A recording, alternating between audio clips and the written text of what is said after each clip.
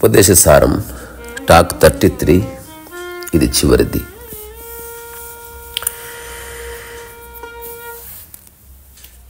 ఈ శ్లోకంలో చిట్ట చివరి మాట అమృత తుల్యమైంది, పరమాద్భుతమైంది, మహిమాన్వితమైంది, అత్యంత సాధారణమైంది, తేలికైంది రమణ మహర్షి చెప్పేశాడు.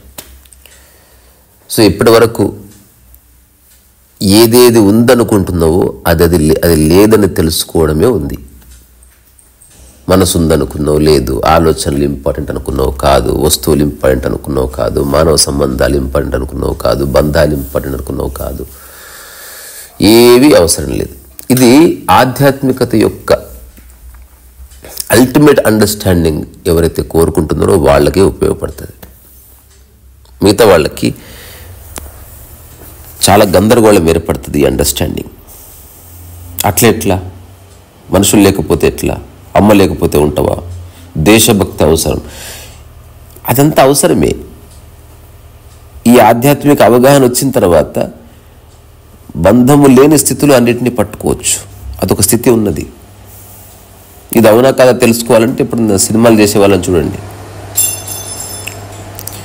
సినిమా చేసేవాడు ఒక నక్సలైట్ వేషం వేస్తాడు, తను నక్సలైట్ కాదని తెలుసుకొని సినిమాలో అంతా నటిస్తాడు. పాడ మీద ఊరేగుతాడు, తను మరణించలేదని తెలుసుకొని ఊరికే మరణించినట్టు నటిస్తాడు. అట్లాంటి స్థితులు ఉన్నాయి. సో ఆధ్యాత్మికత యొక్క అల్టిమేట్ అండర్స్టాండింగ్ ఎవరైతే కోరుకుంటున్నారో వాళ్ళకి ఉపదేశసారం.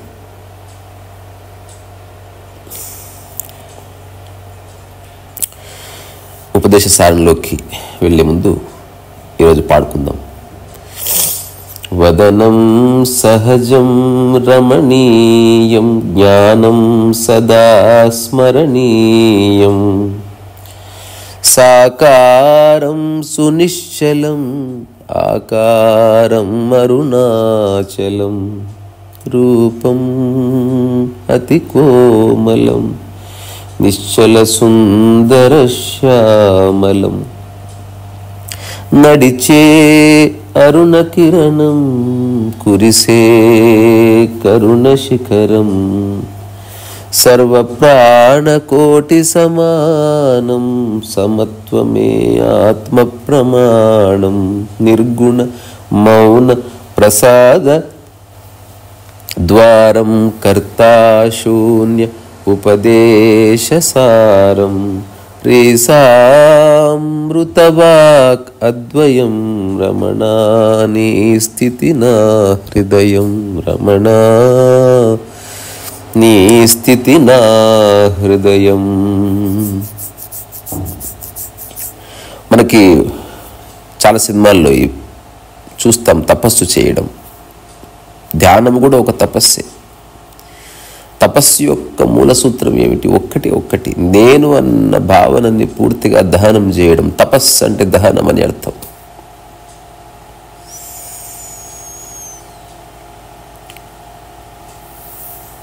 సో అంతర్గత శుద్ధి. ఇప్పుడు ధ్యానం చేసే వాళ్ళు ఎందుకు చేస్తున్నారు? గురువు కాళ్ళు పట్టుకునేవాడు ఎందుకు పట్టుకుంటున్నాడు? దేవాలయాన్ని దర్శించేవాడు ఆ దైవం వంక ఎందుకు చూస్తున్నాడు? ఒక్క విషయం కోసం చూస్తేనే కరెక్ట్. ఎవరైతే నాకు ఉద్యోగం కావాలనో, నా కుటుంబం బాగుండాలనో, నా ఆరోగ్యం బాగుండాలనో, ఇవన్నిటి కోసం గురువు దగ్గరికి వెళ్ళినా, ధ్యానం చేసినా, ఆధ్యాత్మికత గ్రంథాలు చదివిన, దేవాలయంలోకి వెళ్ళినా, దైవాన్ని దర్శించిన వృధా. ఈ నేను అన్న భావన పోవాలి.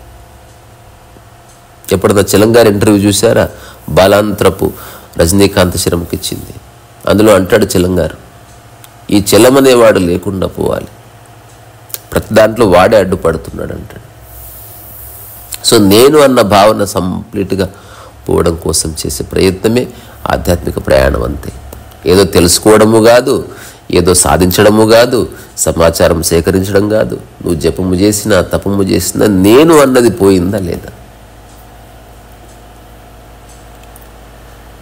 కాల్లో ముళ్ళుంది, ఏం చేసినా ఎవరో నోరు పెట్టి ట్రై చేస్తారు, ఎవరో కాపడం పెడతారు, ఎవరో ఇట్లా అంటారు, ఎవరో వేడి నీళ్ళలో పాదం పెట్టమంటారు.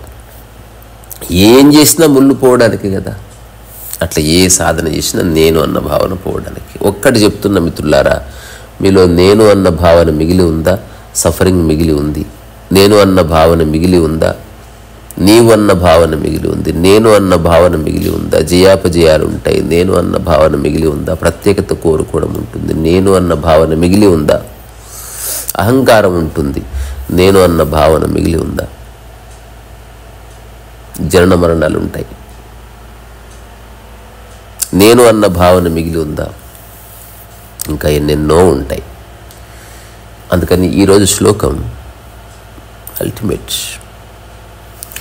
అహమపేతకం నిజ విభానకం మహదిదిం తపో రమణవాగియం. చివరిలో తన ప్రస్తావన తెచ్చుకున్నాడు. ఇప్పుడు నేను కూడా రీసా మృత వాక్ అద్వయం. నీలో సంపూర్ణ అహంకార శూన్యత ఏర్పడ్డ తర్వాత నేను అన్నది చాలా చక్కగా చెప్పబడుతుంది, వాడబడుతుంది. భాషలో మాత్రమే, అంతర్గతంగా నేను అన్న భావన ఉండదు. ఇది ఒక రహస్యం.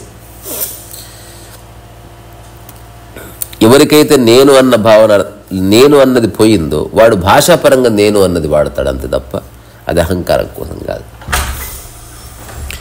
సో అహమపేతకం నిజ విభానకం మహదిదం తపో రమణవాగీయం అంటే నేను అనున్నది లేని స్వస్వరూపానుభవమే ఉన్నతమైన తపస్సు అని రమణుని దివ్యవాణి పలుకుచున్నది అని.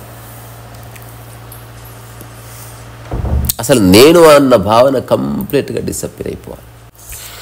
అత్యంత నిజాయితీగా విచారణ చేయడం. నిజాయితీ అంటే స్వలాభం లేకుండా ఉన్నది ఉన్నట్టు చెప్పడం.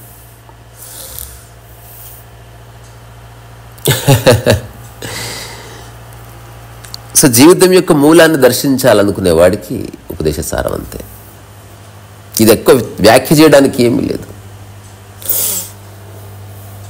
ఏదేది నీవు అనుకుంటున్నావో అవేవి నీవు కాదు, ఏవేవి నీవు అనుకుంటున్నావో అవేవి నీవి కాదు. వాటి వల్లనే నేను అన్న భావన ఎస్టాబ్లిష్ అయింది అన్న ఒక సత్యాన్ని గుర్తించి అట్లా గట్టు మీద పడు అని చెప్తున్నాడు రమణ మహర్షి. వాక్కు సత్యమని నేను కూడా చెప్తున్నా. నిన్ననే చెప్పుకున్నాం కదా, అనారోగ్యం ఉంటేనే ఆరోగ్యము తెలుస్తుంది. అసలు అనారోగ్యమే లేని వాడికి ఆరోగ్యము కూడా తెలియదు. ఈ ప్రకృతిలో ప్రపంచంలో ఉన్న ఈ అబద్ధపు నేనులో పడ్డవాడికి నిజంగా నేను ఎవరో తెలుసుకోవాలన్న కాంక్ష ఏర్పడుతుంది. ఈ ప్రపంచపు నేను పడిపోయిన తర్వాత అన్ని నేనులు పడిపోయి నువ్వు ఒక ఏమంటే అనామకుడు అని తెలుస్తుంది. యు ఆర్ నో బడీ అని తెలుస్తుంది అంతే. నువ్వు అందరితో పాటు అన్ని పనులు చేస్తావు, కానీ అంతర్గతంగా దేనిలో చిక్కుకొని మనస్సు ఎస్టాబ్లిష్ అవ్వడం వల్ల నువ్వు ఒక నిరంతరము లిబరేషన్ని, ముక్తిని, మోక్షాన్ని పూర్తి అదే జ్ఞానము నిరంతరం అనుభవిస్తున్నావు. అది ఇది ఎక్కువ చెప్పడానికి రాదు. నేను 2009 నుంచి చెక్కు చెదరిన ఒకనొక స్థితిలో ఉన్నప్పటికీ అది చెప్పడం కష్టమని నేను తెలుసుకుంటూనే ఉన్నా. అయినా సరే నాకున్న క్యూరియాసిటీ వల్ల నేను చెప్పే ప్రయత్నం చేస్తున్నాను.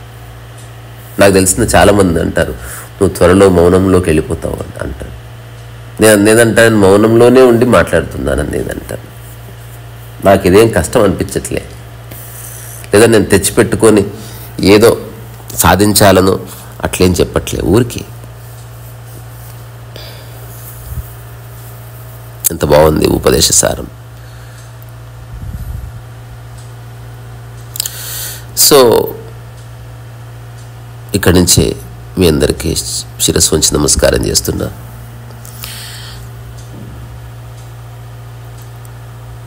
ఇంకా చాలా అద్భుతమైన గ్రంథాలు ఉంది, మరికొన్నిటిని స్పృశిద్దాం మెల్లగా. అన్నిట్లో ఇదే. నిన్న నాకు ఎవరో మెసేజ్ పెట్టారు, నాకు వింటుండగా అర్థమైంది మీరు అన్నిట్లో ఒకే విషయాన్ని చెప్తున్నారంటే కరెక్ట్గా గుర్తుపట్టామని చెప్పాను. అన్నింటిలో ఒక 10 విషయాలు ఉన్నాయి. సామరస్యం అనుకో, లేకపోతే పోలిక లేని స్థితి, ఒపీనియన్ లేని స్థితి, జడ్జిమెంట్ లేని స్థితి, లేకపోతే నిష్కామ కర్మ, సాక్షి, ఎరుక, చైతన్యం, సమదృష్టి, సమత్వం. ఇవే నేను చెప్తున్నది. అన్నింటిలోనూ ఇదే. ఎందుకంటే నాలో ఉన్నదే అది, అంతకు మించి నాకేం తెలియదు. ఇది మనిషి నేనెందుకు చదువుకున్నందుకు కొంత భాషను ఉపయోగించి చెప్పే ప్రయత్నం చేస్తున్నంతే.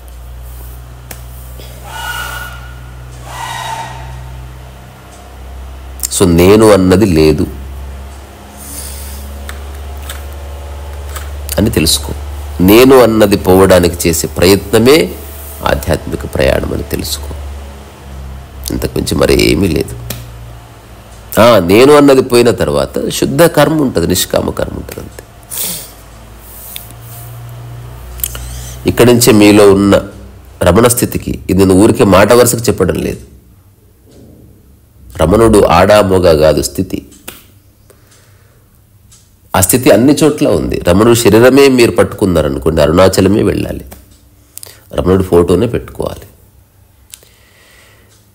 రమణ మహర్షి దగ్గర ఏ గురువు ఫోటో అన్న ఉంటుందా? ఉండదు కదా.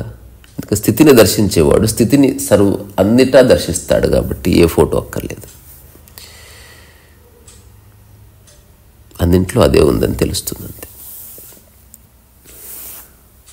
సో నా స్థితి, మీలో ఉన్న స్థితి, రమణ స్థితి, ప్రకృతి స్థితి, ఇప్పుడే పుట్టిన పాపాయి స్థితి, అన్నీ ఒకటే. ఆ స్థితికి నేను శిరస్సు వంచి నమస్కారం చేస్తున్నా. శ్రీ సరస్వతి.